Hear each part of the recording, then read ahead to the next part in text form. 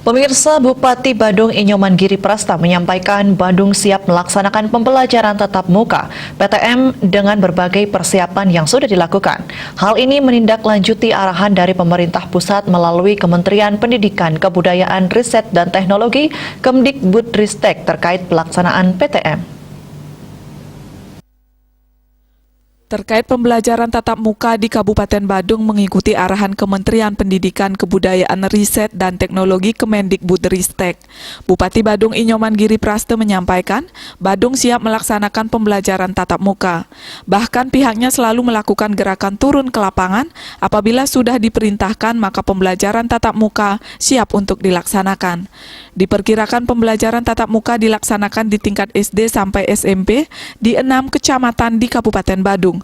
Para siswa dan tenaga pendidik sudah menjalani 2 kali vaksinasi. Selain itu, sekolah sudah memenuhi penyiapan sarana sanitasi dan kebersihan, alat-alat kesehatan berupa alat ukur suhu tubuh, penggunaan masker, dan syarat protokol kesehatan lainnya. Jadi kita sudah siap sekali untuk masalah itu. Bahkan kita selalu juga melakukan gerakan turun ke lapangan.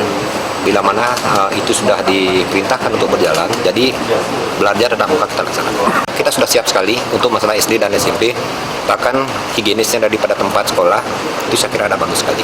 Dan kita sudah pantau seluruhnya di 6 kecamatan ini, bahkan kami sudah koordinasi dengan tim-tim kita yang ada di kecamatan. Dan tenaga pengajar kita, Astungkare, itu sudah divaksin semua. Pembelajaran tatap muka di Kabupaten Badung akan mulai dilaksanakan secara serentak agar tidak terjadi kebijakan yang tumpang tindih. Bupati Badung Giri Prasta menyampaikan pihaknya selalu memperhatikan implementasi sila kelima, yakni keadilan sosial bagi seluruh rakyat Indonesia. Semua insan sama dapat dan sama rasa, jadi yang berbeda jangan sekali-sekali dipaksakan untuk menjadi sama dan yang sudah sama jangan dibeda-bedakan. Regita dan Sukma, Bali TV.